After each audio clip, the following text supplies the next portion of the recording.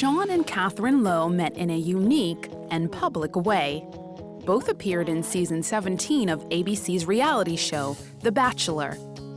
They also shared the distinction of being the first couple from the show to marry.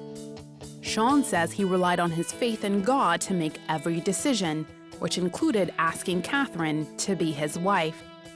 I know that I wasn't the bachelor by coincidence, and I also know that I didn't meet my wife by coincidence, and I want to share this amazing story with everyone. In his book, For the Right Reasons, Sean talks about life on the show and how he found the love of his life. Now, most people, when they're thinking of finding a spouse, don't think of doing it in front of millions of people on a reality TV show. But you managed to do that, and you found your girl, Catherine. You guys have been married for a year now. Now, did you ever imagine, when you started the journey, where God would take you? No, I never imagined that God would use a silly reality show about love and do the things he's done through me over the past couple of years. It's been amazing, and I'm honored that God has given me this platform to share his story of love and grace. Now, God is giving you this platform, as you said earlier. How has he used you, even in Hollywood and all the people you've encountered, to really impact him? Well, I think God has given me a unique opportunity to share his message on such a secular show. The Bachelor is not known for their morals, and he used this ridiculous reality show to kind of share his message with a lot of people that have never heard it. And I'm so thankful that I've had that opportunity, and now I've been able to tell my own story to people that normally wouldn't hear it. On the show, how were you able to navigate your faith and stay true to your convictions when you had so many temptations and pressures, and not to mention 26 beautiful women all there just for you? Yeah, going into the show, I knew it would be tough, and so I told myself, I've got to stay in constant communication with God, just every day shooting out little prayers throughout the day, God help me, God lead me. And on top of that, I would try my best to do my devotional and stay in the Word every morning and just stay grounded in God's truth, and that really helped me out.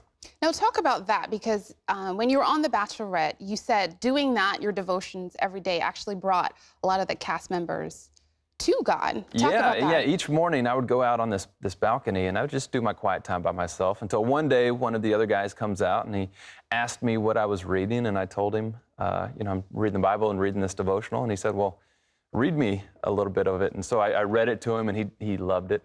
And then as the days progressed, more and more guys were coming out, and they all wanted me to read from this devotional because, they were hearing me read God's truth. And I think that truth is magnetizing. It just draws people in. And so it was really amazing. Towards the end, there were probably 10 or 12 guys out there on the balcony with me listening to God's message. Now, it was a risk for you to come on The Bachelor, but in your book, you talk about how risk-taking is not something that's new to you. You talked about a business venture that you went into and failed, and a lot of the investors lost hundreds of thousands of dollars. And it was a really low point for you, but it was also a turning point. Yeah. Tell us how you got through that. I always have felt that I was just a risk taker. I didn't want to work the normal 9-to-5 job. I wanted to do something different. And so I did. I took a big risk, and I started a company, and I raised some money from investors who trusted me to take care of their money and show them a return on it. And things didn't work out, and I did lose their money, and it was such a low point in my life. I felt awful. I felt like I was going to have to face possibly legal suits from these investors, and I thought, my life might be ruined forever. I'm going to owe all this money and everything. Everybody hates me, and nothing worked out the way I thought it would. But during that hard time, I just tried to cling to Jesus as much as I could, and I would say, God, just help me get through this. Help me and guide me and lead me and all these things. And he did. He pulled me out of it, and I didn't face any legal action. In fact, I stayed in good standing with all the investors, and I tried to be upfront and forthright and tell them exactly what happened. And I think they respected me for taking that stance, and God led me through it. Yes. And now you have the fairy tale ending. You and Catherine have been married for about a year now. Mm-hmm. Now, what is married life like for you? It's, you're hanging out with your best friend every day. That's the beautiful thing. We both live very busy lives, but at the end of the day, I come home to my best friend. It's such a wonderful feeling. And to start the day by waking up next to her, I couldn't ask for anything more. Now, there's a page in your book, page 230. I just want to read this line. You said, "When you're a bachelor, it's easy to get caught up in the momentum and the glamour of the show, but life isn't normally televised." And then you go on to say, "Most of life is lived unhooked, unplugged, unnoticed. But don't be fooled. Everything that's really important happens when no one else is paying attention." Now, if someone is watching and they're feeling unnoticed and they don't feel like they're being seen, what would you want to tell them from your book and from your story? I would say it's amazing how many people you influence and you don't even know you're influencing them. And this is something I learned long before I did The Bachelor.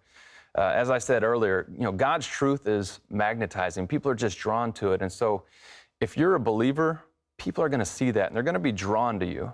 And people are looking at you even if you don't realize it. So you're not alone. I know a lot of people go through life just thinking, I'm alone, no one cares for me, no one is looking to me for anything, but that's not the truth. And if you're not a believer, then I certainly encourage you, find out who Jesus is, find out about his love and grace and redemption, and it will dramatically change your life.